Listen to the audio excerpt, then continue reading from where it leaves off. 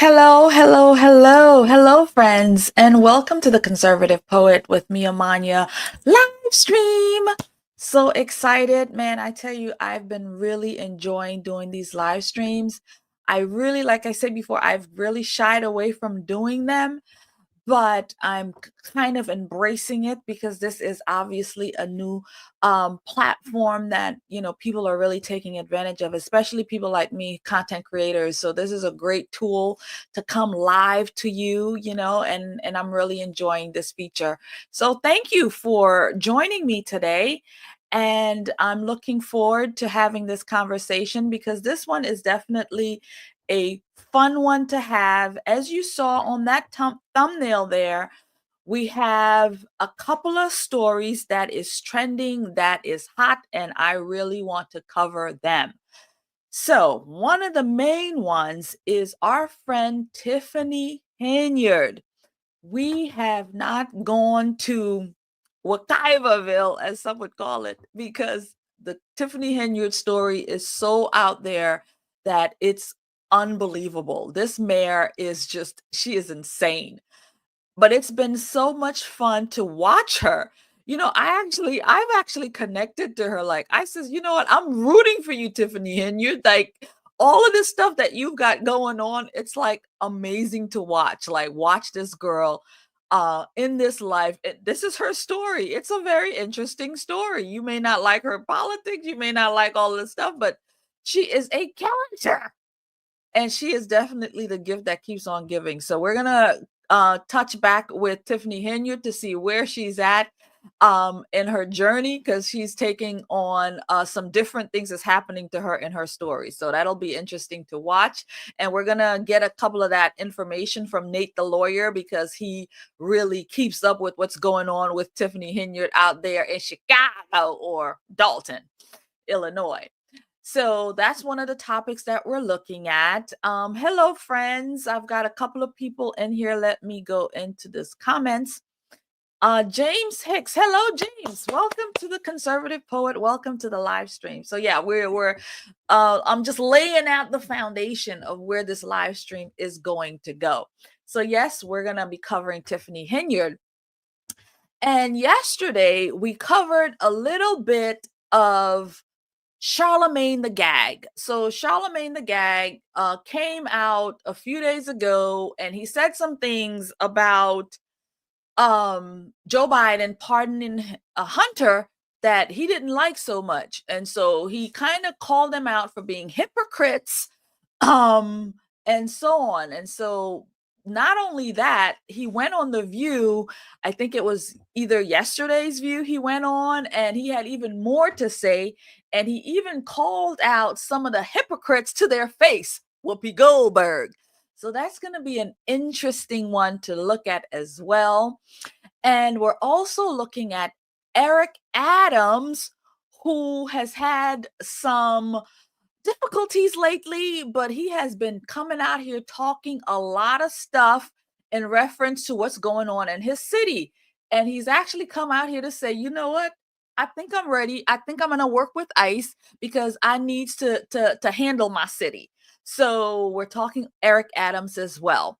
So those are the top three things that we're looking at today. So it's going to be a really great conversation. I have great clips from the different news outlets, even one from the Young Turf. So that's going to be an interesting take as well. And so we have a couple people here in the live stream. Hello, friends. Welcome again to the Conservative Poet live stream. We are going to have us a little fun today.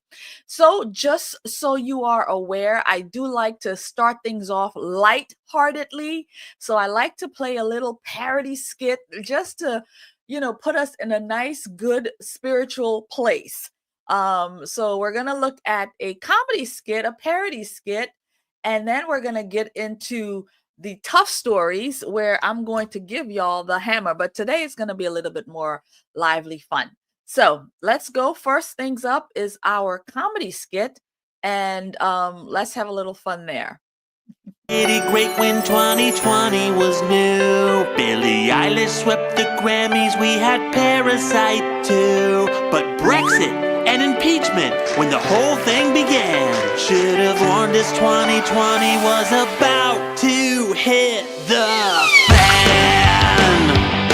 We all went into lockdown cause of COVID-19. We kept our faces covered and our hands super clean. We couldn't get a haircut so we looked really weird. And somehow all the toilet paper just disappeared. We went to work by zooming on a pad or a phone. We couldn't go to movies so we streamed them at home. But massive crowds of citizens still took to the streets. There were marches, there were rallies, there were zillions of tweets. 2020 brought us everything from fashion sweats to Tiger King. Murder hornets, what a scare! TikTok dances everywhere. Bezos making crazy sums. Sports and empty stadiums. And sadly we said R.I.P. to Cody Chadwick, RBG.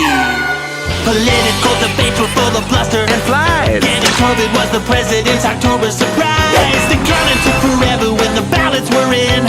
Till Biden said, "You're fired." Let the lawsuits begin. The whole West Coast was burning, there was financial stress. Fly up to Wakanda and get out of this mess. The year has kicked our butts and yet it won't lay us low. The time is up, so 2020, you've got to go. 2020, you've got to go. Your days are numbered, 2020, you've got to go. 2020, you've got to go. The time is up, 2020, you've got to go. Oh, it's not over? We're ready for 3. All right. Yeah, we're ready for 24. 2020 had to go. 21 had to go. 22 had to go. 23 had to go. 24 got to go. Because now we're headed into 25, which is going to be glorious because we're going to have our president, Donald Trump, back in the Oval. So 2024 got to go so we can get into 2025. And so we are in the last month of 2024. So we're wrapping up this 2024 and we're headed into a glorious new year. And friends, I'm super excited because I want y'all to know that I will be headed into the swamp for inauguration, and I'm excited about that. So I've been to a couple inaugurations before, and I'm going to say it here. I think I've said it before. Yes, I went to both of Obama's inaugurations. Back then, I was not really active in the political space, but I had a friend who really was very in tune with politics. And so she invited me along, and we went for both times. It was a great experience, you know. I enjoyed being in the Capitol. I enjoyed being there. It was freezing. Oh my God. It was so cold. I did not dress properly. I wore terrible shoes. And I'm telling you, I'm standing out there. Well, the first time, the second time I learned my lesson. The second time I went with Uggs. Okay. But the first time I did not. And I cried that day. People might have been thinking, oh God, she's crying because the first Black president, Barack Hussein Obama, is in office and she's crying. No, I was crying because I was so cold. And I had no way to get out because we were there for like hours upon hours. My toes was literally frozen. And friends, I literally cried. Like I said, they thought I was crying because Obama had become the president. But no, that wasn't it at all. And my second time going was much more different. It was still the same. I was dressed warmer then obviously. But that was crazy. And like I said, I was really not keen on politics. I really wasn't paying attention. I just went because, you know, I had the ability to go. And I don't have much great things to say about it. I did meet Don Lemon there, though, that day. I did meet Don Lemon in person there. Donna Lemonade. Donna Lemonade. I did meet him there in person at Obama's inauguration. Anyway, so I am excited for this inauguration, and I didn't make it to 2016 for President Trump's, but I'll be there with bells on come January 20th. I've already booked. Like, I'm ready to go. I'm just waiting for it to come. So anyway, so excited about that. So we're going to start 2025 on a good note. So yeah, we're letting 2020 and that mess go. It's interesting how this skit brought up all of the different things that happened in 2020, the October surprise for President Trump. Yeah, yeah, yeah. Was that those mail-in ballots, right? Yeah, that was what they were called, that October surprise. But yeah, 2020 was 2020 was not good. Anyway, we're moving to a new cycle. So anyway, we're going to get into the hot topics today, and we're going to bring up our friend Eric Adams first because he has been making the rounds. Eric Adams has been actually not just talking, but he's actually been walking the walk. And I've got a couple of clippings on different things that he's been doing, but I really want to go to this clipping because this is where you know he is serious. When he starts closing down migrant shelters, he's closing them up. Yeah. Let's get into it right now. With the closure of multiple migrant shelters and more that could be shutting down soon. While the number of migrants arriving in the city has dropped, political reporter Marsha Kramer reports the city still needs to address the needs of these families. Fearing the Trump administration will cancel the federal lease for the 10 complex at Floyd Bennett Field that houses 1,800 asylum seekers, the Adams administration is looking for alternate sites for the families who live there as officials move to close other emergency facilities. We're going to continue to make sure that we are protecting those that need protecting. All this comes as the number of migrants entering New York has fallen. During the week of November 18th to the 24th, 400 people entered the shelter system, but 1,200 left, a drop of 800 in 1 week. This compares to January, when the city was getting about 4,000 new asylum seekers each week. It's been about 20 weeks that I believe that the census has been going down. So we have been planning to close sites little by little. In the last month, the city has closed 11 shelters, 1,800 rooms at places like the Americana Inn on West 38th Street, the Voyage Hotel in Long Island City, and the Hotel RL in Brooklyn. But that's not all. There are also plans to close upstate hotels in Albany, Dutchess, Erie, Orange, and Westchester counties that currently house 900 asylum seekers. Randall's Island, which has about 2,000 migrants, is scheduled to close in February. It's saving the city a ton of money. We've been able to save over $2 billion. So to me, that's the real story here. And now we're going to continue to manage this crisis and make sure that we're able to downsize. The Legal Aid Society is also concerned about Floyd Bennett Field and whether it could be the target of immigration raids. The Legal Aid Society would obviously like to see the site close and for families to be rehoused, ideally close enough to their children's school so that they're not completely just, displaced from the neighborhood. President-elect Donald Trump's new designated border czar says he wants to meet with Mayor Adams to discuss the migrant crisis at City Hall. I'm Marsha Kramer, CBS News, New York. Thanks, Marsha Kramer. So I picked up on something there. I wasn't sure. So with the shelters that they have closed. Good morning, George. Hello, darling. Welcome to the stream. So okay. So the shelters that they have closed, she said there that they have saved $2 billion. So how much exactly have they poured into this? Because if they've saved $2 billion just from closing down these migrant shelters, I mean, which is a lot. Like Kamala Harris went through $1 billion in just her election thing, right? And now she's 20 million in debt. So that just tells again the amount of money that has been spent. They've saved $2 billion. So how much have they poured into this thing is what's boggling me. They have poured in a lot. And this is just New York City. This is not the whole country. This is just New York City. Wow. For me, that's mind-boggling. And they have some shelters that they will be closing in the months to come. You saw the numbers are decreasing. Now, I'm kind of curious if the numbers are decreasing because, Eric Adams has started implementing some things in order to reduce that. Because one, he has stopped that food stamp program that he was doing, that food card program, the one where they didn't want to eat the box lunches and they wanted to be culturally sensitive to the illegals. And so they were giving them cards with money on them with like $400 a day so that they can go and buy the foods from their country.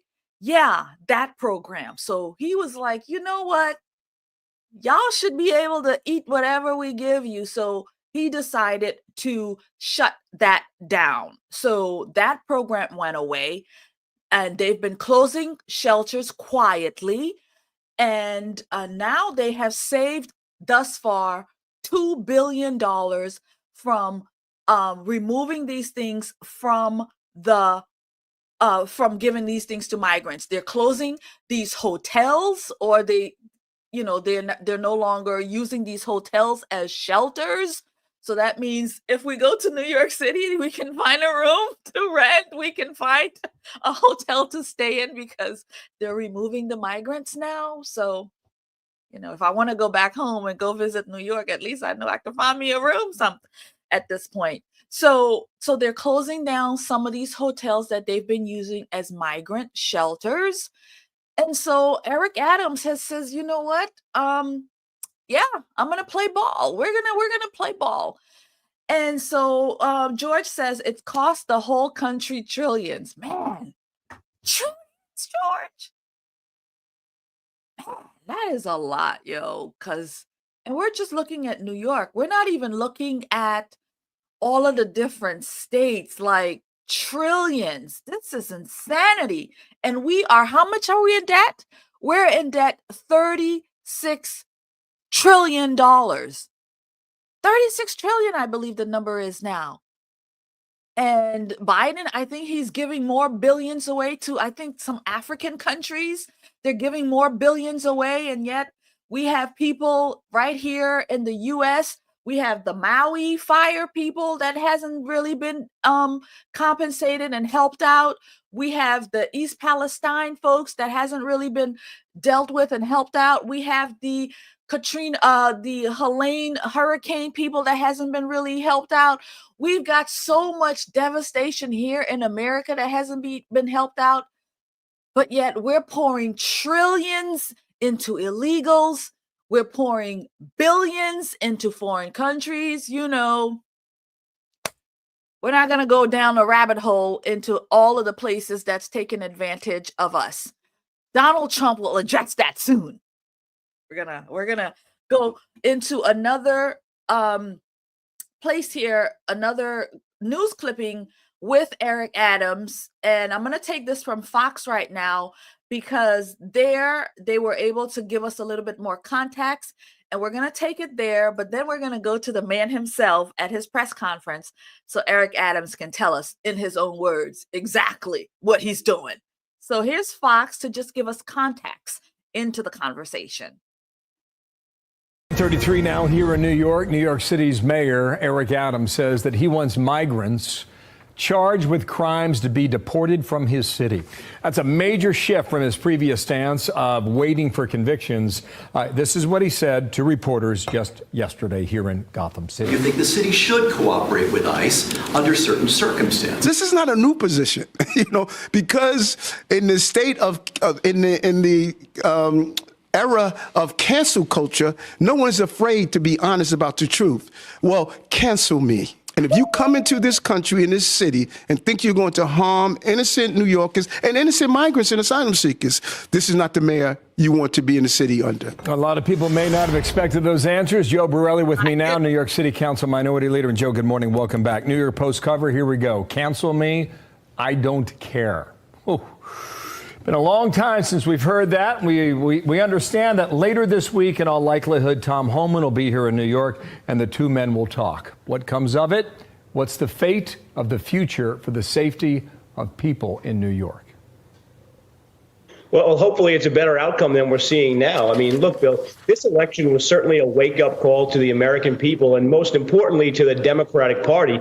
And it seems like perhaps Mayor Adams is the only one answering the phone because he's the only person recognizing right now that the American public and the New York public are simply not going to take the garbage that's going on right now where our laws hamper us from cooperating with ICE. It really is an unsustainable situation to have people who are convicted in other countries or accused by the NYPD of committing crimes and us not to be able to put them on the deportation process. People think, by the way, this is some extrajudicial process. People are simply going to go to the immigration court system and be adjudicated to be deported. That's all we're asking for. And I think Mayor Adams, if he can get this done, this could be a highlight of his first term in office. Well, if you want to save some money, Department of Government Efficiency, now known as DOGE, has a couple ideas. Here it is. In 2023 alone, illegal immigration cost taxpayers $150.7 billion. Put this in context with other costs adjusted for inflation. World War I was $334 billion. Apollo space program $257. Manhattan Project $30 billion. Panama Canal $15 billion. Hoover Dam $1 billion. You know, Joe, it's kind of what people voted on. That's what this election was about in many ways for many people. It is, and people are sick of it. To give some more context, I mean, it's costing us about $5 to $6 billion a year here in New York City. That is more than the entire budget of the FDNY and the Department of Sanitation combined. So that should really give a sense of scale to anyone listening how much of an impact this is having on New Yorkers, not just those who are victims of crime, but people who have to pay taxes, businesses that have to pay taxes, people that have to get their property taxes increased every year. This is a real cost, and it's a significant cost. It's not something that's a drop in the bucket by any stretch of the imagination. Well, they could withhold federal funds to major American cities if they don't cooperate, and that would be a stinger. Joe, keep watching it for us, okay? Thanks for coming back. Appreciate your time. Thank you. All right, Joe Borelli here in New York. Thanks. Wow, right? Look at that. That is a lot of money. Look at what was spent compared to what we spent money on previously to this illegal problem that Joe Biden has literally funneled. I mean, all of that money spent to take care of, to house, to feed, to clothe, to diaper, to formula, to Medicare, like all of these things. This is something that really is unthinkable. When you think, like, we have literally put the country into this position because I used to remember, like, if you're coming into a country, you should be able to sustain yourself, right? You should be able to have things set up before you even arrive. Like, you should have maybe a job lined up with an organization. They're bringing you over. They've set you up with housing, and you're not becoming something on the system itself. You're not becoming a leech, right? A leash on the system. So you're self-sustained pretty much. But that's not what's happening. These people are coming with nothing. Even if they have skills, you can't even really put them to work because they're here illegally. They don't respect the law. They don't respect the country. They don't respect us. And so therefore, they come here because why? Because the head of this country, Joe Biden, doesn't respect the country. Why would you expect illegals to respect the country when you, the leader, are saying, come on down. I'm not building walls. I'm building bridges. Come on down. We will take care of you. We will house you. We will give you everything that you need in order for you to maintain. Just come on down. Don't you worry. The taxpayer will pay for it. That's right. The taxpayer will pay for it. You and I, George, you'll pay for it. I will pay for it. Oh, look, it's the one-headed man. Hey, guy, welcome. Haven't seen you in a while. Good to see ya. What you say? So much human suffering is due to the morally superior left, right? That they are superiorly they are superior on the left. At least that's what they think, and that's why, because the rules apply to them. No, the rules apply to us, but not to them, because they can, live their dreams, live their life behind their gated community like Nancy Pelosi and the rest of them, but they don't have to deal with the illegal sleeping on the New York's sidewalks, right? They don't have to deal with these people. They're in their fancy limousines just driving by. Oh, no, ma'am. Their tinted windows, they don't even look at that stuff, right? They don't even look at it. But you and I have to. You and I have to look at what's happening to our communities because of Joe Biden, because of their superiority, right? That's what's happening. And it's a disgrace. It really is a disgrace. And again, we're going to say we're moving in a new direction with the new Trump administration. And I'm really hoping that the Dodge, Elon and Vivek, when they start when they put this thing together, the cuts and everything that they're going to be doing in the swamp and in DC, I'm really hoping that there's a model that's going to go down to these governors in these different states so that we can start to really cut the fat, not just at the federal, but also in these different states like New York City and what's happening there. Eric Adams seems to be getting on board. They're doing some things to get it done, but we need even my great governor here in Florida to do more. Ron DeSantis, you need to do more, right? You need to do more. Anyway, let's move on. We're going to take this now from the horse's mouth himself. This is Eric Adams at his press conference, talking to us in reference to some of these things. And some of the reporters tried to put him in a box. And Eric Adams say, "No, friend. I got comebacks." Here he is, Eric Adams. Can we call him the great mayor? Not yet. He's still a progressive. Not yet. He's still out there. But we're working on him, though. The governor is the chief executive of the state of New York. And if she puts in place a ban that we are required to follow, we're going to do that. If she leaves it up to, like we've done in Albany before, a city of X number of people, they can make their determination, then we are not ready to make that decision yet because we need to get it right. And others tried and others failed. Now, we have a history of trying and succeeding, like Willis Point, like Brooklyn Army Terminal. We've been able to land all these planes. I will ask the governor, let me do it so it's right. And then the other state could follow me because we're going to get it right. We're not going to do it and then have to go backwards. So I would, in my conversation with the governor, she hasn't mentioned that to me, I would share with the governor, give me an opportunity to get it right, and then the rest of the state can follow what I'm doing because, trust me, we won't go backwards when we get it right. Our second question, yes.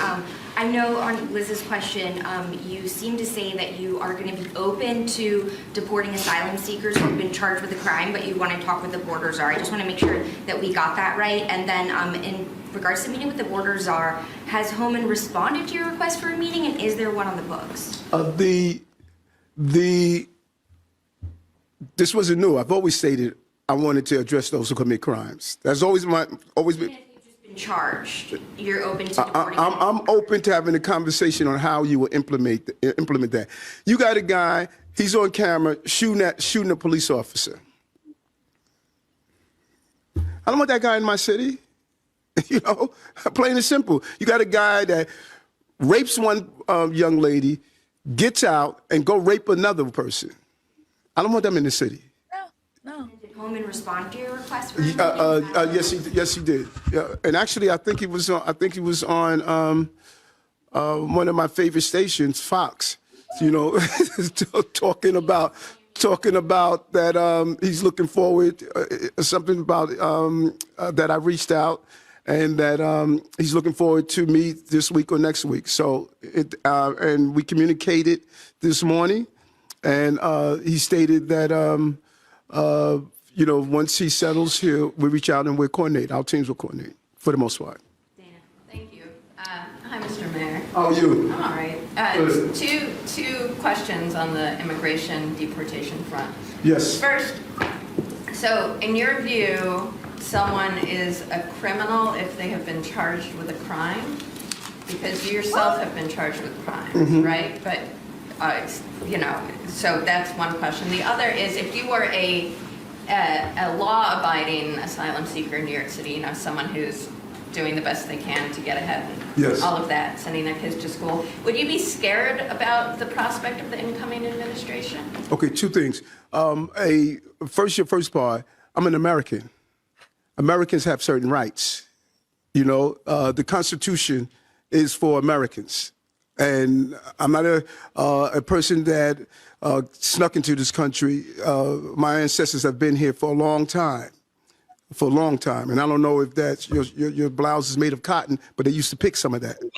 So what rights I have, the person that decides to shoot a police officer, they should not have those same rights.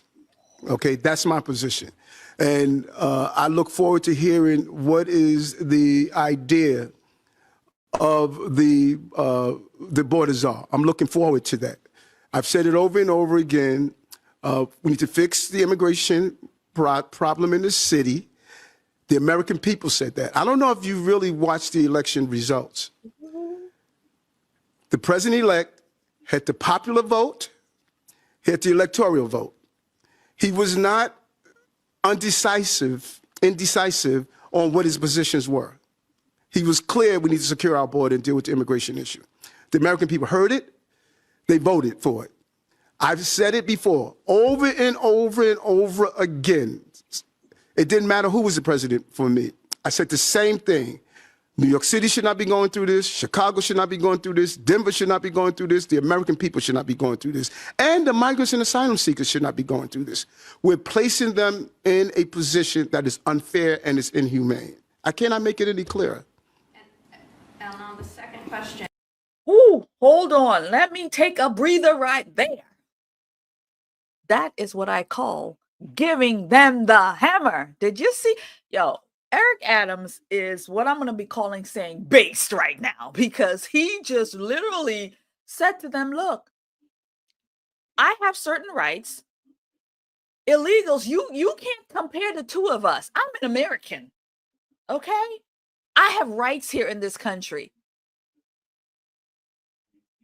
The illegal and I don't have the same rights. So you can't compare that. He says, my family, my people have been here for generations. That shirt you're wearing, friend, made from cotton. My people used to pick cotton. So you need to go into your place, because this is not an argument you want to have with me. Wow. Wow. I kind of like that. That was like base Eric. Like, yeah, Mr. Mayor, like, for real. You got that. You got that. I had to just throw that in there before I forgot.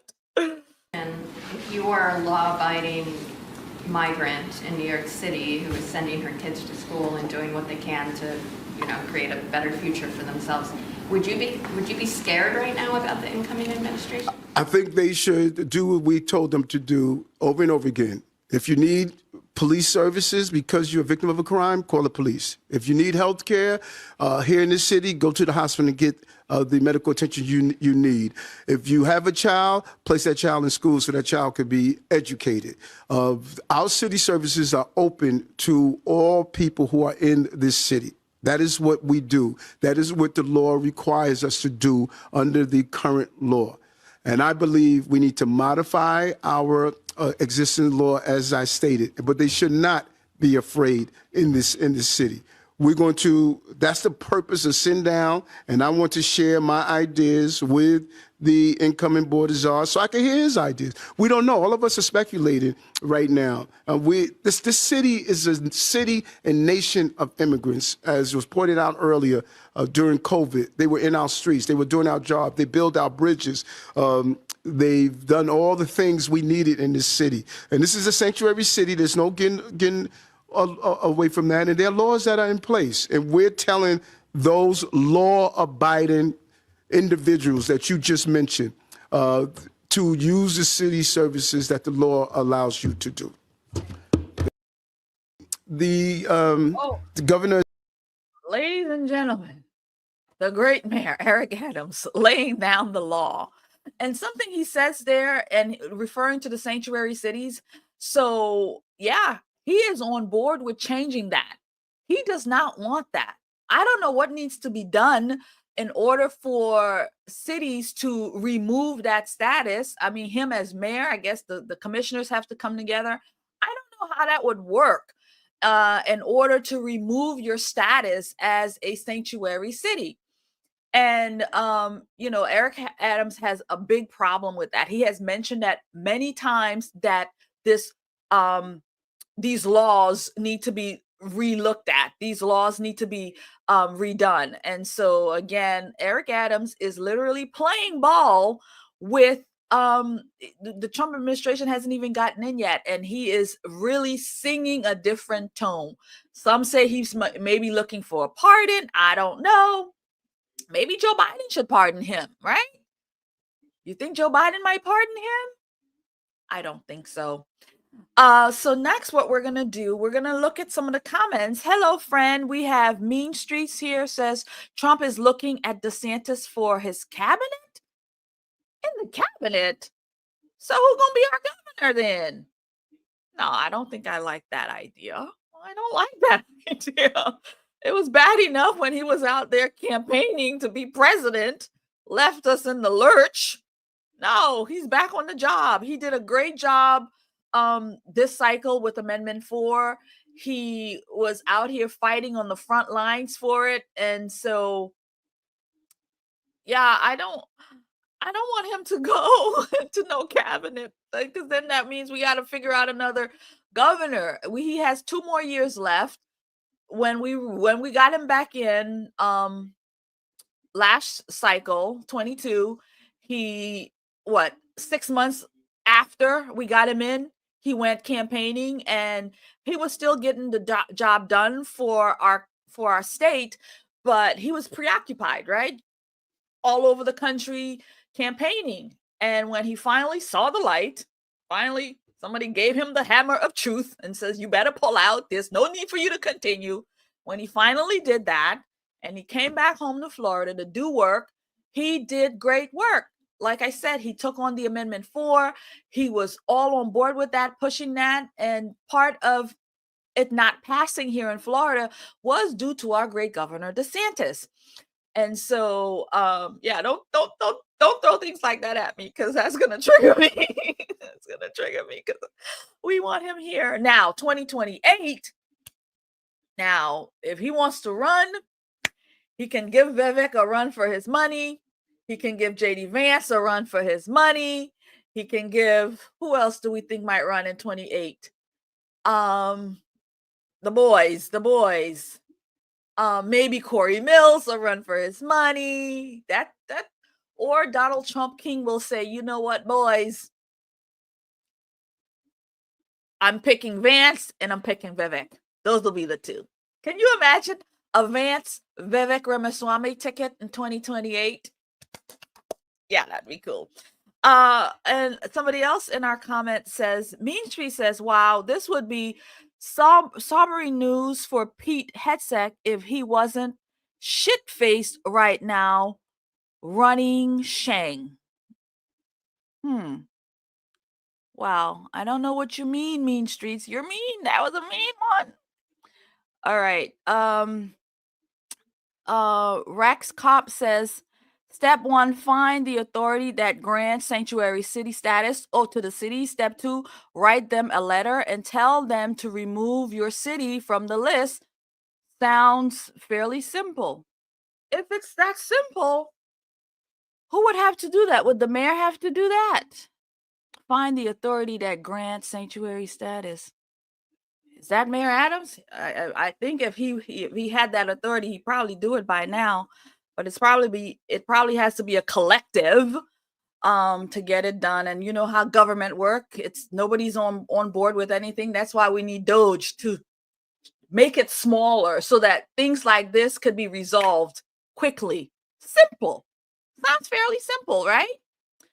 All right. So next, what we're going to do is we're going to visit our friend Chris Cuomo, who has the new border czar on, and he's discussing what he's looking at in New York City with Mayor Adams and looking forward to working with him and trying to make New York great again. So here is Tom Homan talking about New York and what he's looking to do as the border czar.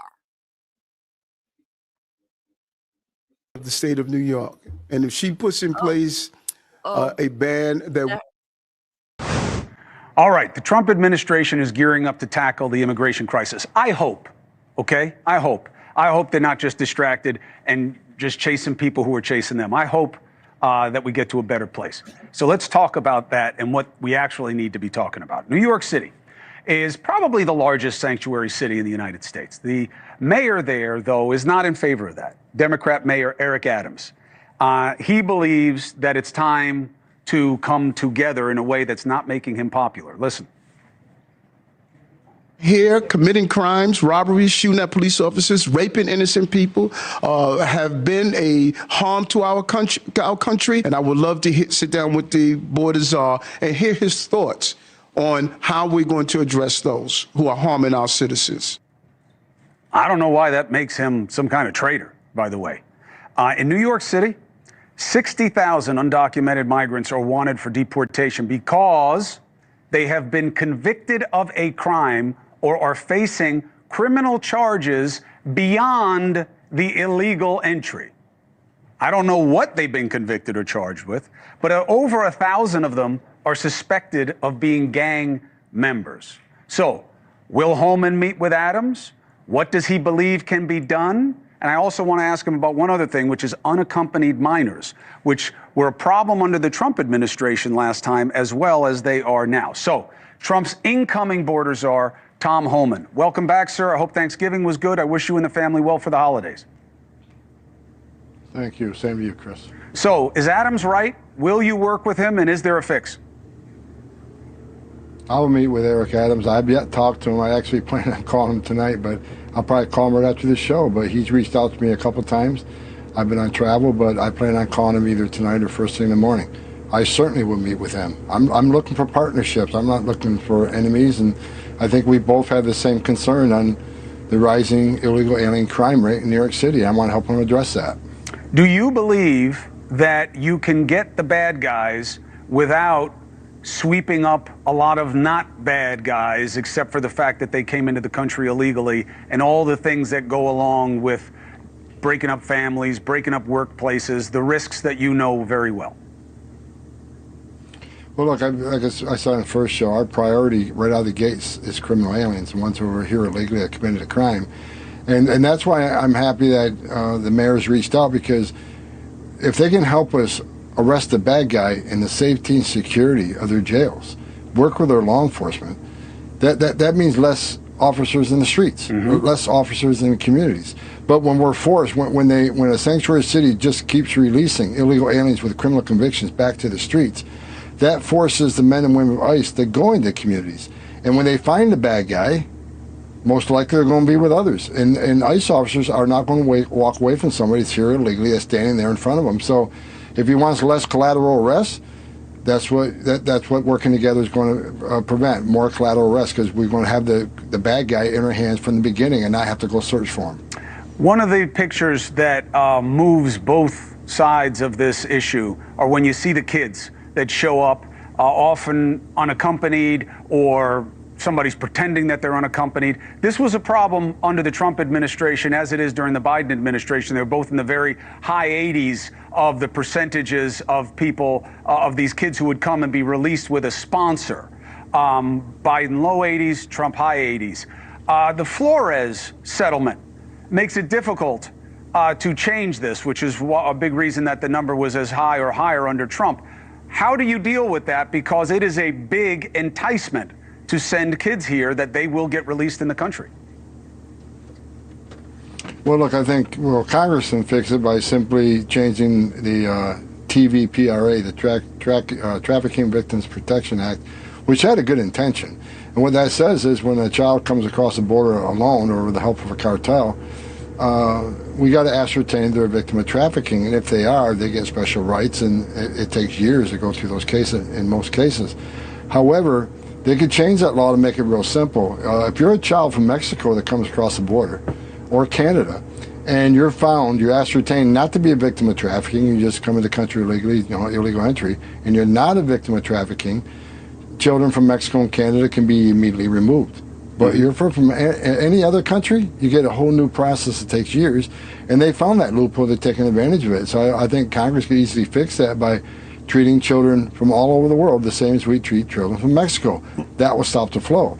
As far as the Florida settlement agreement for the family units, let us detain families in a non-jail setting, an open-air campus setting, like we did under the Obama administration. It took about 40 days for them to see a judge and have the case heard, and of course 90% lost. We sent them home, and guess what? The family stopped coming. It wasn't until the Ninth Circuit said, no, you can only hold them for 20 days, which isn't enough time to see a judge. Well, will you as soon litigate as that decision got to will the you cartels, take that? Will you litigate Absolutely. Flores to the Supreme Court? Absolutely. Because Congress, I don't think Congress is going to act on this. I think they're going to be distracted by all these investigations and things that are almost certain to ramp up again. I don't want you to comment on that. I want to keep you on your own job. But Tom, I just wanted to have you on as a make good on the commitment that I will talk to you on this show about what's going on. You're not even in office yet. Whenever you want, because the issue matters so much to the audience. So you are welcome here, and I'm welcome personally all the time too. You tell me when to come, I'll be there. You got it. Well, I'll be there any offer you make. I'm trying to talk to as many people as I can about what we're trying to do and why we're doing it. And children are the big reason I get emotional. I'm so serious about this issue. I'm tired of children dying in that border. I'm tired of children being sexually assaulted by some animals in these cartels. I'm also tired of 300,000 children that were released into this country by this administration that they lost track of. That's one of the things Trump committed to, is we're going to try to find these kids. And some of them will be in human trafficking, some will be in forced labor, some will be in forced sex slavery. We got to rescue these kids and get them back to their families. That's why I fight so hard. It's about children, it's about death on that border. While you and I are talking right now, there are females being sexually assaulted by members of the cartel as part of their payment to get into the country. A child will die in the next couple of days on that border. We got to secure that border and save lives, and that's why we're doing what we're doing. Tom, I'm here for it. Let me know. I'll be right down there and showing people the reality as soon as you're ready. And until then, you're always welcome here to make the case. Thank you very much, sir. I tell y'all, Chris Cuomo has really evolved from his time at CNN. Look at him, poised, happy, asking questions, being honest and just open.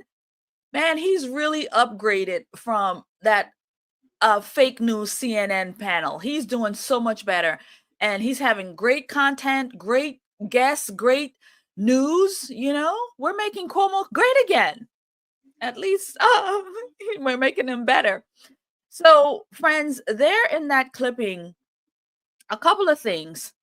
So earlier this week or last week, I made a video in reference to the children that, are coming through the border. And man, I really was not aware, of course we know that kids are coming, but I never really focused on the kids. I always focus on, it's illegals coming and so, but I never really focused on the kids. So I took that time and made a video about the children and what's happening. For example, Thanksgiving, a young boy was found. He was like 10 years old, found out there in the wilderness. All he had was a cell phone. I don't know, to call the cartels, to call his parents. All he was saying is that, his parents are here in the US and he's got to get to them. And I showed multiple videos of kids and children just out there alone. We've got 4-year-olds. Like, where are your parents? That was on my thumbnail. Where are the parents? Like, how do you just leave your child behind with the cartel or coyotes or whoever and just leave them? Why not just come across as a unit? Like, I don't understand. Everybody's walking through. Why leave them behind? when everybody's coming through, you can come with them. Like, I'm just saying about, again, having the children on their own. So they're out there on their own. All kinds of things can happen to them. Sexual things, as Tom says, he's been out there, and it's true. It's a horrific thing, and it's inhumane for this to continue to go on. So in that video, I had actually mentioned that I'm curious about who's going to take over that space, because there's over 300 children that has gone missing in the Biden administration through these sponsors. So they have these sponsors that come and take these children and bring them wherever, their homes, and what are they doing with them? These could be like operations of people, like sex traffickers. They show up and they say, yeah, well, we're going to sponsor a couple of these girls. We're going to sponsor these kids. And they take them, and nobody has any information on these people or what they're doing, their organization. And these kids are lost. Like, it's crazy, but it's happening. So anyway, that's going to be our bid on the border and Eric Adams. We're going to take a brief break, and I'm going to play you my Christmas commercial. A girl's got to try to get a little bit of cheddar. So here it is, Christmas merchandise. Okay. Christmas great again. But first, we want to say thank you to our Lord and Savior Jesus Christ, because without him, there would be no season. So he is the reason for the season. And we want to say thank you for a great gift that he has poured upon us. And that gift, my friends, is our president, Donald J. Trump, who is going to make Christmas great again. We have Christmas wrapping paper. We have candles, puzzles for the children, t-shirts, mugs, blankets and fleeces, so many different things, ornaments. Yes, we are making Christmas great again. We say thank you to Donald J. Trump. Go to theorlandopatriot.com, get 30% off your purchase price. See you there. Merry Christmas. God bless you. Merry Christmas.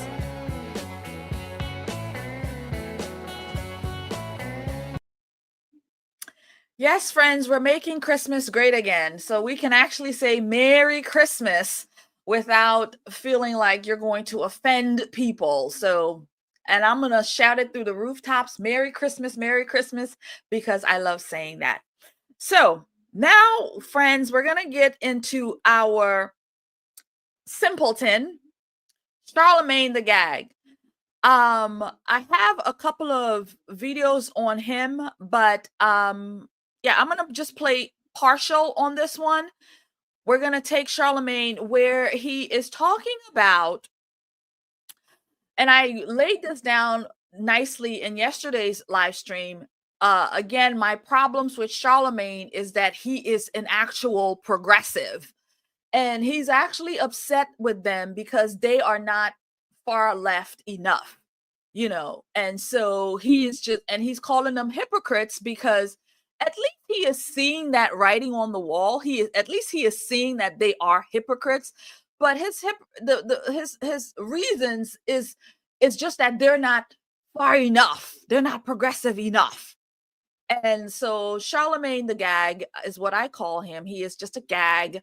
And he talks about, being this great, helper of his community. But when you look at it, Charlamagne, you are actually not helping your community at all. You are literally, he has a book. I forget what his book is called. I made a video about it some time back. Something about lying. I can't remember. But God, get serious about lying. I forget. Anyway, so, and I find him to be a hypocrite because he is just not being truthful to his audience. He's just not. And so we're going to take a quick video here from TYT talking about Charlamagne and his points of view. And then we're going to take him on The View because he went to The View recently, yesterday, as a matter of fact, to promote his book and, to be a part of the conversation. And he had a couple of things to say. But beforehand, let's take it from Shank with TYT and how he's responding to what Charlamagne had to say. Yeah, I just want Democrats to stop acting like they are on this moral high ground politically when they have shown us they're not, whether it's skipping the primary process when Biden stepped down and things like Biden pardoning his son. Stop acting like y'all the pure party and Republicans aren't. And it also shows me elected officials can do whatever they want as long as they have the political will and courage to do it. Based. Cenk, back to you.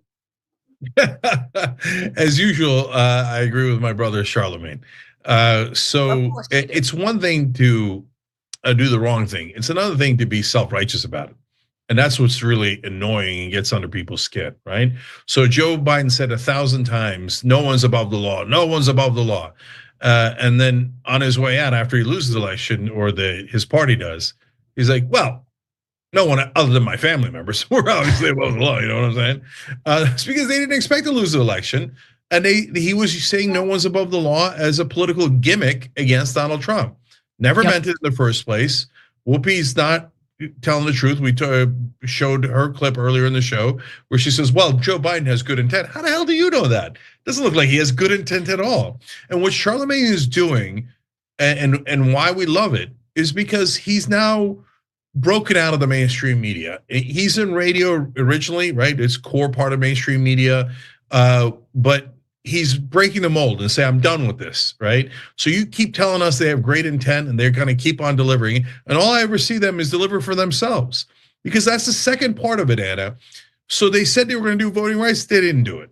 They said they were gonna do public option, they didn't even propose it. They said they were gonna do the PRO Act, they let it die in committee. We can go on and on and on of all the fake promises to their voters that they never do and they have no intention of doing. But once they lose an election, and it's their ass on the line, all of a sudden they care. All of a sudden, we're not concerned about parliamentarians, we're not concerned about filibusters, we're not concerned about any kind of etiquette, we're not concerned about democracy, we're not concerned about any of it. All we're concerned about is us. So both Charlamagne and us, we're not saying, oh yeah, let the Republicans do that too. No, we're saying neither side should do it. Yeah, no, I totally agree. And look, the reason why we're gonna stop it there. I just wanted Shank's point of view on that, only because he is a far left progressive, just like Charlamagne. And you see that he says, I agree with my brother Charlamagne, because yeah, they are not going far enough. They didn't do this. We wanted them to do this. They didn't do that. They didn't give out. They didn't forgive the student loan debt. They didn't do this. They didn't do that. They're just not progressive enough. And that's his argument. And that's why he loves his brother Charlamagne, because the two of them are some progressive kooks. And yeah. So right now we're gonna take Charlamagne on The View. And I'm gonna probably say this right here, because I've had issues with The View before with them giving me copyright strike. So we're gonna play this here now, but maybe later on when people are rewatching it, I may have to fix this issue and silence the voice because they may give me a copyright strike. And so, but for right now, you hear the 30 we have in the stream will be able to hear it without the copyright. Okay, so we've got a couple of more comments here, and I want you guys to know that we do have super chats here. If there's something that you really want me to pay attention to and address in the comments, happy to do it. And you can do that via the super chats. Okay, so now here is Charlamagne the gag on The View, telling Whoopi to her face, you're a hypocrite. They go on, Charlamagne really cracks me up. He says, and I remember that ad. That ad was epic. It was around football, and he was sitting there watching, and then all of a sudden this ad came on. Kamala Harris. Yeah, I would support, or she did legislation in California that does that, and sex changes for inmates. She supported that. She did that. Yeah, that was one of my best works. It was one of my best works. Yes, I support sex change for inmates. And And Donald Trump took that and they ran with it. And that ad was amazing. Even Charlamagne said it.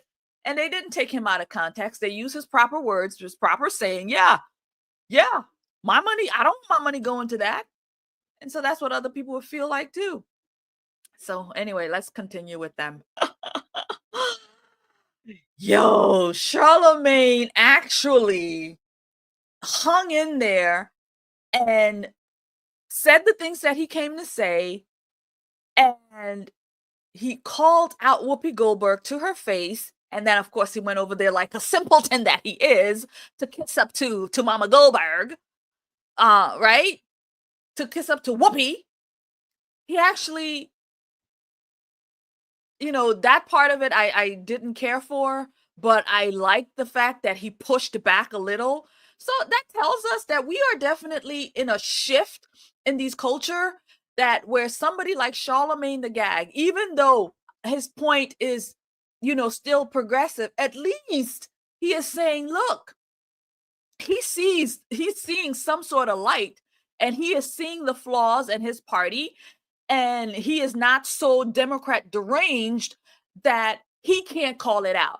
He says to Whoopi, why don't you call it out? Why don't you all say it? Because everybody is so deranged in their, ideologies for the party that they can't see the mistakes. Oh, I can call out my party all the time. Oh, I call them out. And I call them out a lot locally. And yeah, I'm going to tell you, oh yeah, I will call them out. And so we should be able to do that. We should be able to say when somebody in the party does something wrong, and we should be able to say when somebody in the party does something right. So for, like I say, for Governor DeSantis, yeah, I was not happy for him running for office. Like I fought tooth and nail on the ground for his reelection. And then 6 months later, he decided he wanted to run for president. I was upset. I was PO'd, right? I was like, dude, I just worked hard. Like I was on the streets putting out your signs. I was out there knocking doors. I was doing the work for you. So you can get back in. And then now 6 months later, you want to run for president? So I was upset. And so now I called him out on that. I called that out on the channel. So we should be able to be able to say these things without, being labeled, a rhino or something like that. If we're going to speak the truth about the other side, we need to be able to speak the truth about our own house. And so with that, I do agree with Charlamagne and saying that, we should be able to call Joe Biden out for what he's doing, because it is hypocritical, because you said over and over and over again that you were not going to pardon your son. Matter of fact, I got a quick little reminder here, just so we can play this real quick. Here is the affirmative action telling us that over and over again. Second one, would the president pardon or commute his son if he's convicted? So I've answered this question before. It was asked of me not too long ago, a couple of weeks ago, and I was very clear, and I said no. Perspective, is there any possibility that the president would end up pardoning his son? No. Secondly, his son, Hunter, is also up for being sentenced next month. Does the president have any intention of pardoning him? We've been asked that question multiple times. Our answer stands, which is no. Again, you've also said several times that the president would not pardon or commute the sentences for his son, Hunter. I just want to make sure that that is not going to change over the next 6 months. The president's saying he would not. It's still a no. It's still a no. It will always be a no. It's still a no. It will be a no. It is a no, and I don't have anything else to add. Will he pardon his son? No. No. I couldn't figure out how to put the two of us on together. So anyway, that was my whole no thing. So yeah, so there you have it. The affirmative action over and over and over stating that no, Biden is not going to do this. And he's done it. And, he put it out in a statement, and they have no remorse about it. They're not going to explain themselves. Lucy, you got some explaining to do. No, they're not going to explain themselves, because he the president, he can do whatever he wants to. And he can pardon his son for treasonous behaviors against the country. Yeah.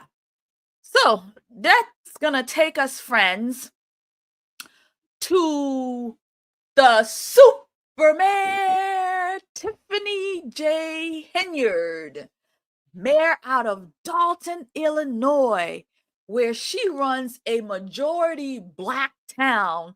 She is a Black mayor doing horrific things to Black people in her Black town.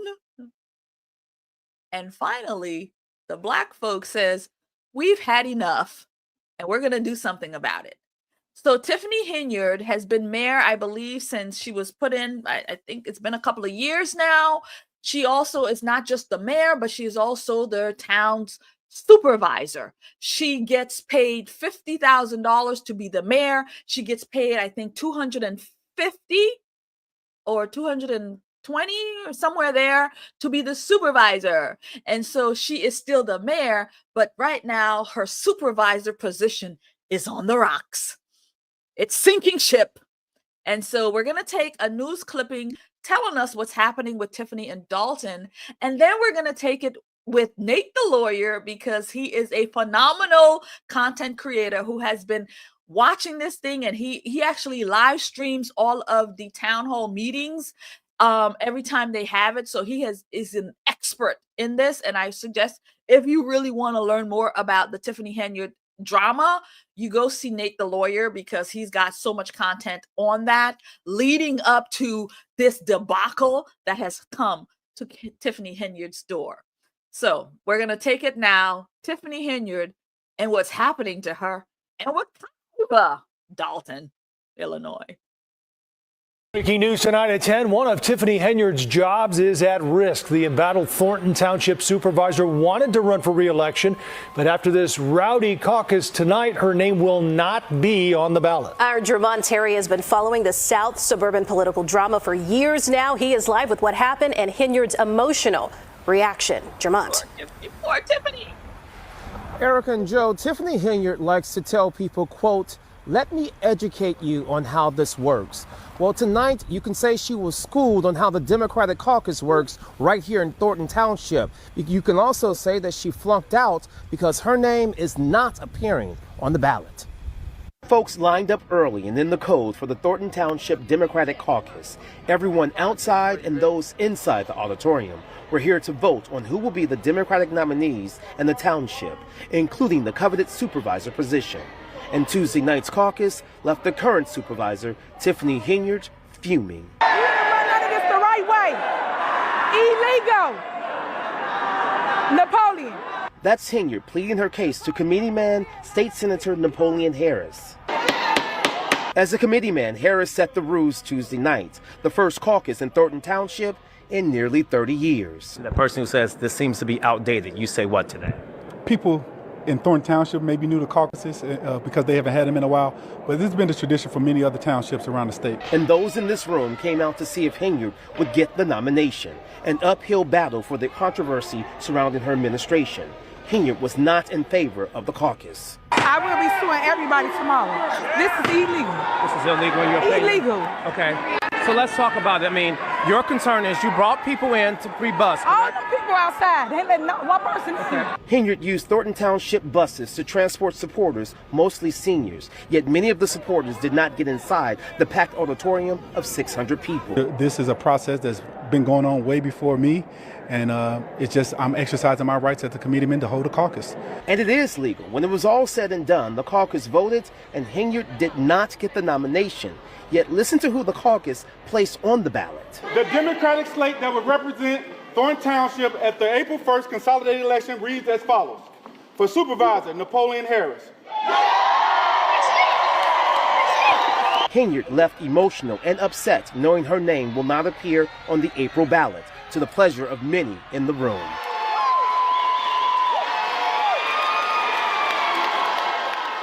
I think it's very unfair that I don't get a chance to make the decision of who I want where. And who did you want to vote for?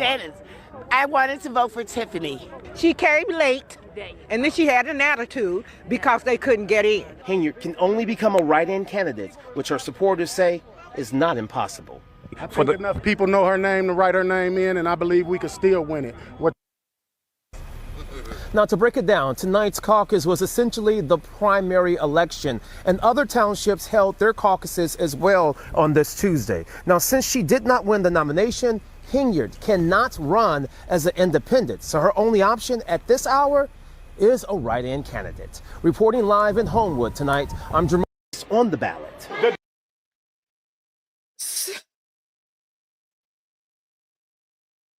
So the committeeman, who is an old state rep or is a state representative or senator, I forget which one, but he's now the committeeman, and he put himself in.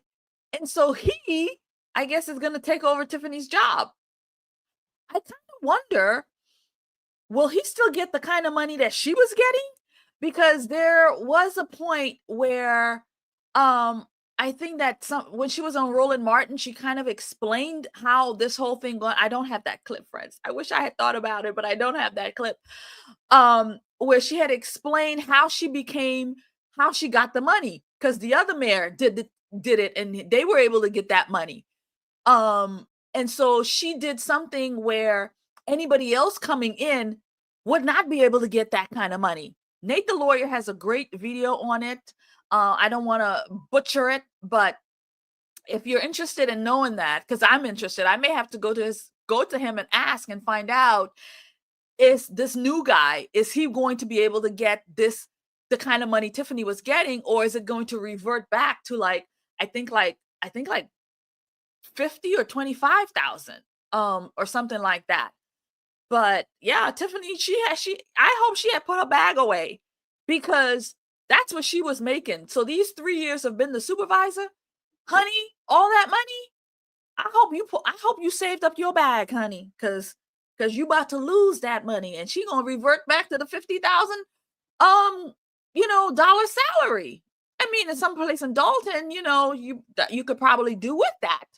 But that girl is high maintenance, friend, high class. Anyway, we're gonna take it. Nate the lawyer is going to really give us some information on what's really happening out there in Dalton. And I'll check in with the comments real quick before we move on. Somebody says, oh, it's Tiffany A. I said J. You're right. It is Tiffany A. And you're, oh God. I know this sounds strange, but I think Tiffany is kind of hot. She is an attractive young girl. I have to say, Tiffany is very attractive. And that picture on my thumbnail with her heart, when she's very beautiful. I think she's a very beautiful girl. It's just that when she starts to speak, I'm just lost. I'm just lost for her. I'm just lost. I'm just going to say it right there. I'm just lost. She could just sit down, smile pretty, but I lost. She loses me. Yeah. One-headed man says she's a lunatic. Yo, she is a lunatic, but I find her to be hilarious. Like the kind of moves this girl has made, the kind of stuff that she's been into. Like, yo, she's got gumption. You've got to be a lunatic to be able to pull this stuff off. You've got to be. Anyway, let's take Nate the lawyer. Thank you guys for participating in the conversation. Oh, we missed a few. Brittany here. Brittany says, why would the party of family values all of a sudden care if the Secretary of Defense likes to sexually harass women? We elected someone who was found liable for sexual abuse. Okay, Brittany. Anything else I missed?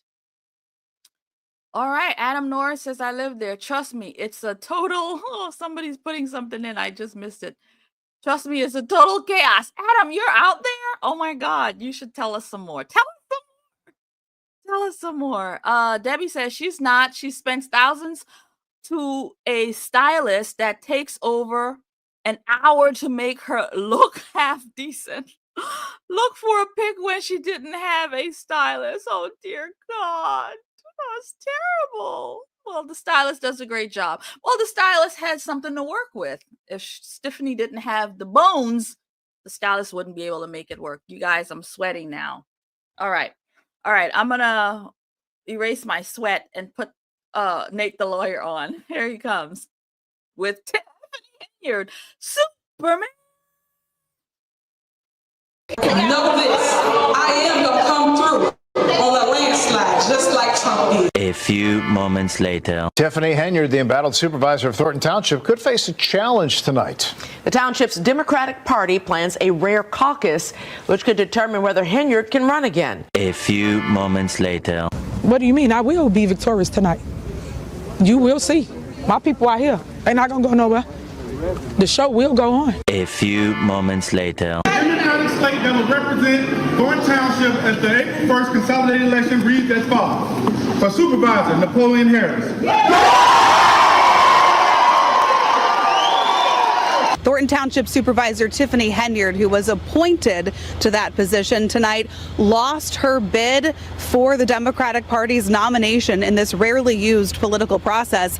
It now appears if she wants to run for supervisor again, it will have to be as a write-in candidate. Supervisor Tiffany Henyard will not be on the ballot when they vote for supervisor of Thornton Township, meaning she's likely going to lose her $220,000 a year job. Let's talk about it.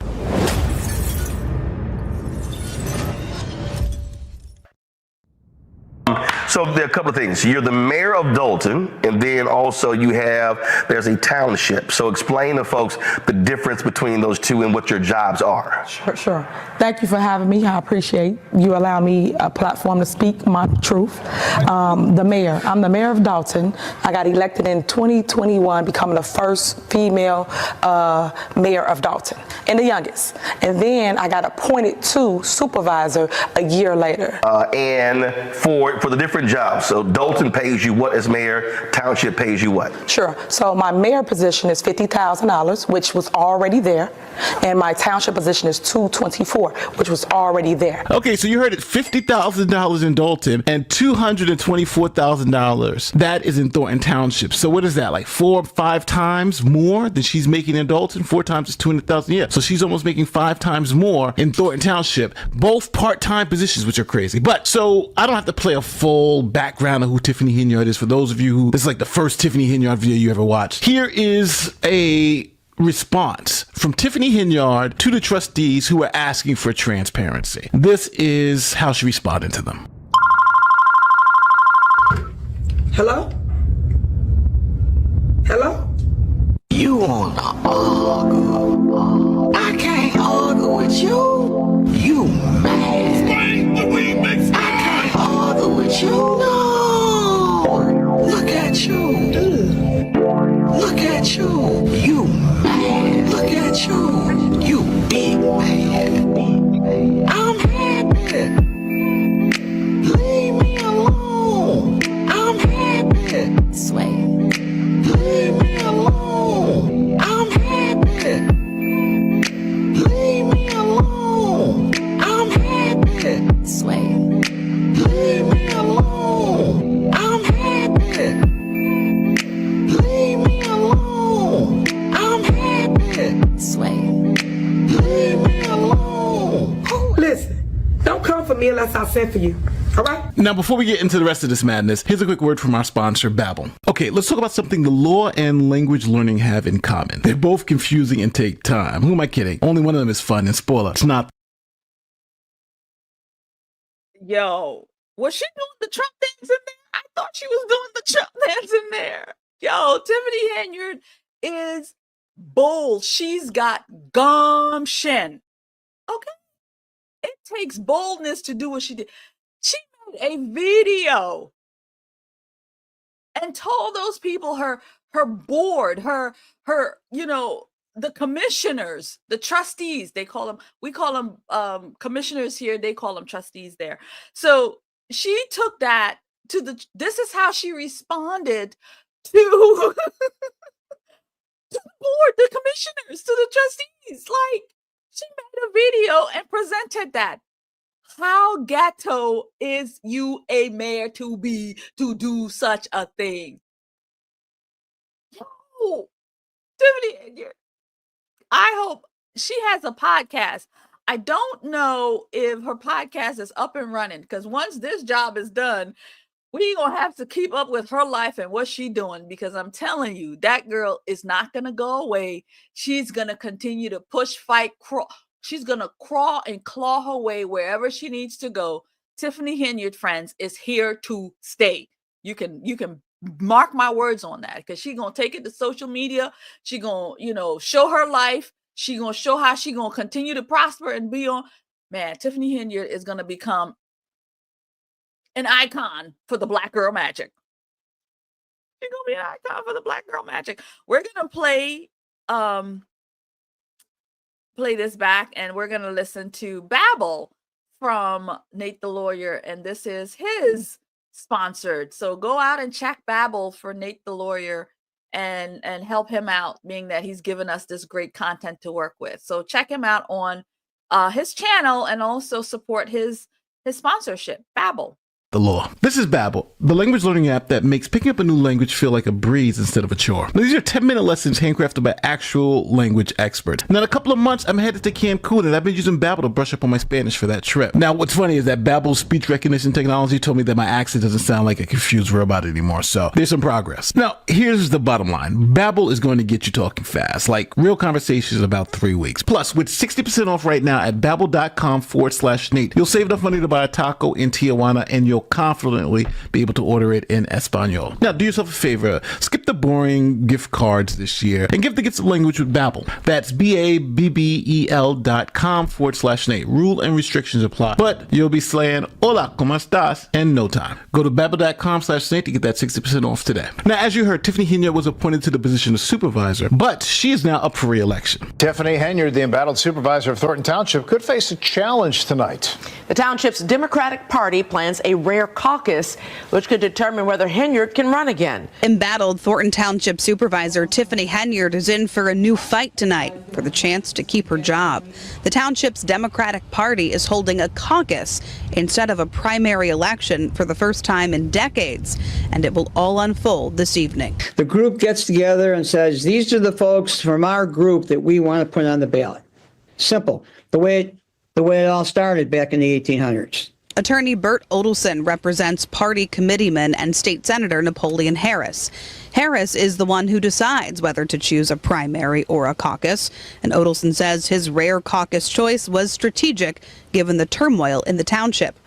Harris is also challenging Henyard for the supervisor nomination. It looks like tonight, from all accounts, it will not be a very quiet caucus. It looks like it will be a raucous caucus. Henyard's attorney tells me she intends to be supervisor. The filing deadline for independent candidates has already passed, so if she does not win the party's nomination tonight, as Odelson puts it, she's done. So Henyard, in wanting to win this seat back, started doing interviews, trying to get the word out that she wants her people to come to the caucus. In terms of tonight's caucus, she calls the process unfair.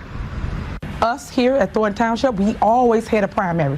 Always. We never not had a primary where 10,000 residents come out and express who they want. Can I ask you a real question? Sure. Is it really worth it? In terms of just everything that you've gone through. I want to show the youth of today and tomorrow what it looks like to come out of controversy. Yes, y'all done ran my name through the mud and did everything. But guess what? As you pull the third on me, I must grow from it. And I will grow from it because I done went through it, but now I'm going to grow from it. Now, also that same day, Tiffany Henyard put out a video begging her supporters to show up to the caucus because her job was on the line. That's why I try to tell y'all what's going on. I will be there, too. Just so you know, I will be in the building. I am running for supervisor again. Just so for those that didn't know, didn't hear, don't understand, but I am rerunning for supervisor of Thornton Township. So please come out and support your supervisor, Tiffany Henyard. Now, later on in that video, Tiffany Henyard then tries to bribe the voters with a $2.2 million tax rebate. In the GA fund. I am giving away $2.2 million to all residents throughout Thornton Townships that are homeowners. If you are a homeowner in Thornton Township, you will be getting a tax refund. It's the first of its kind. It's 100% property tax historic refund by yours truly, your supervisor, Tiffany Henyard, and also Trustee Gray Evers. We are the only two that has been coming and voting for this, but yet the trustees, the two that has not been showing up, are gridlocking and not allowing us to move forward to give you the money that you so desperately need. So now you got to understand, everything rides on her getting this nomination. This job is a $225,000 a year job, 5 times more, remember, than she was making in Dalton. So she needs this to work out. So here's what she says right before the meeting. She's right outside the meeting, and the news media catches up to her and says, what happens if you lose? They can't beat me. If they could beat me, they would have went to the polls. What do you do tonight if you don't get the Democratic Party's nomination? What do you mean? I will be victorious tonight. You will see. My people are here. They're not going to go nowhere. The show will go on. So then Henyard went into the caucus, and then all heck broke loose. Breaking news tonight from suburban Thornton Township. More drama for embattled Supervisor Tiffany Henyard.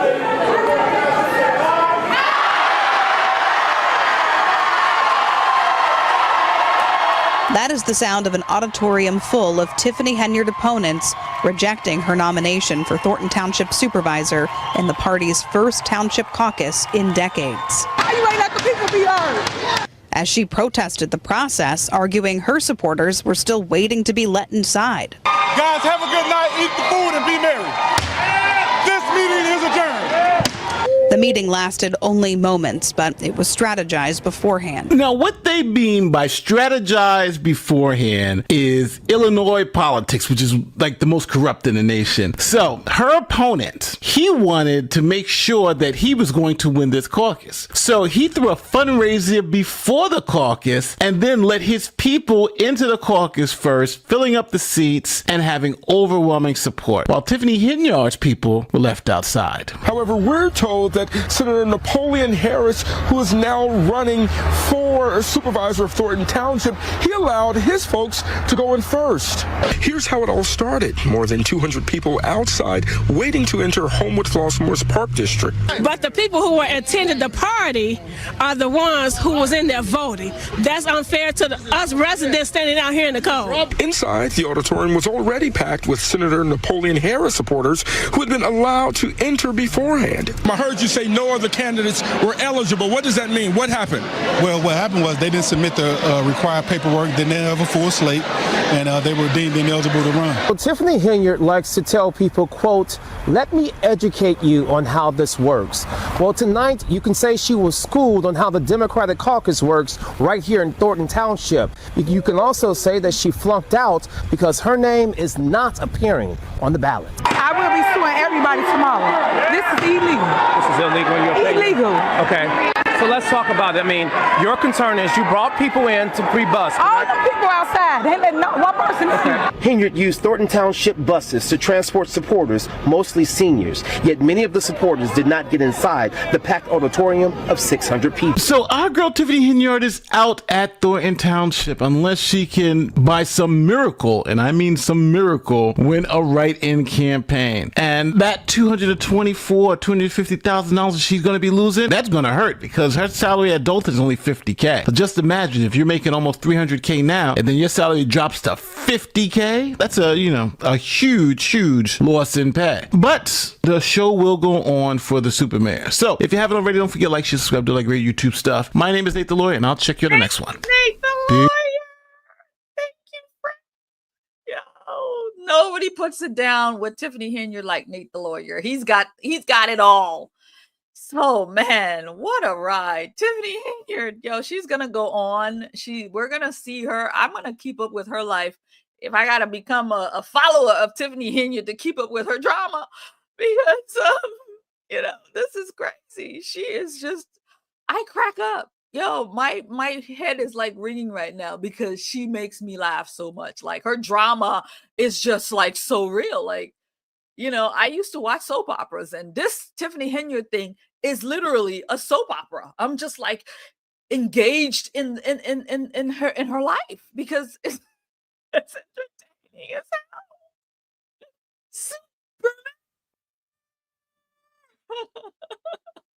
hell. Friends, I think we have come to the end of this live stream. which has been an hour and 37 minutes thus far. This is the longest I've gone through, and this is the most I've had in these last streams since I started doing them this week. So we have 43 people right now, and I want to say thank you to each and every one of you and everybody that commented. Do we have any new comments that I want to say? We have Deborah here. I was saying I'm going to get a job as a prison guard so I can still tell people about Tiff's life because I think that's where she's going. No, not. God, I hope she doesn't go to prison. Well, that could be an interesting life. She would take the drama to prison with her. Imagine Tiffany Henyard in prison. She'd probably be the one shafting people, and she might be the one on top. I'm just saying. She might be the one running the show, if you know what I mean. So George says, thank you. See you next time, Amania. Yes, George, thank you. One-headed man says, thank you for all you do, Amania. God bless.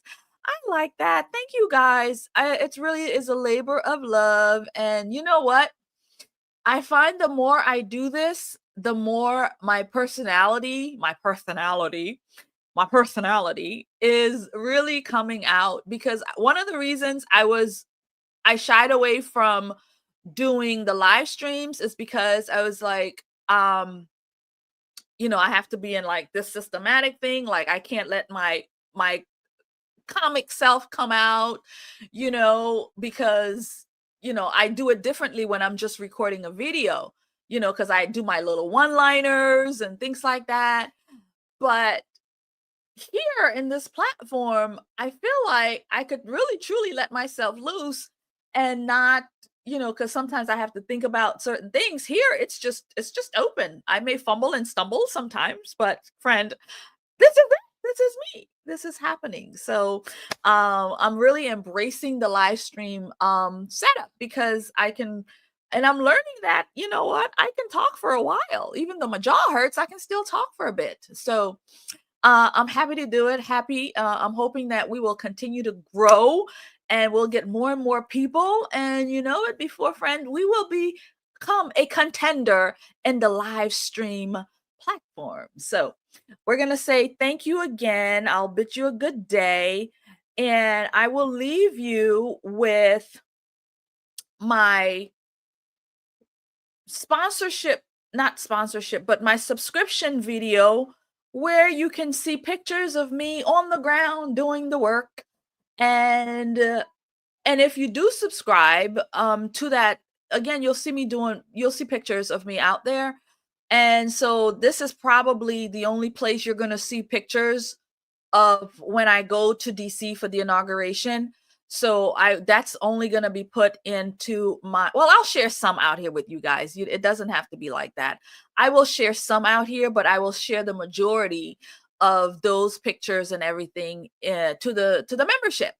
So that gives you more access to me. And I think that's pretty cool. $4.99. I don't think that's a bit much to pay. Golly, when you think about Tiffany Henyard getting paid $224,000 to literally, what the hell does she do? What does she do as a supervisor? Should run for that office. Anyway, thank you guys very much. God bless you and keep you. And I will see you in another video. And we're going to put that up on our way out. Have a good day.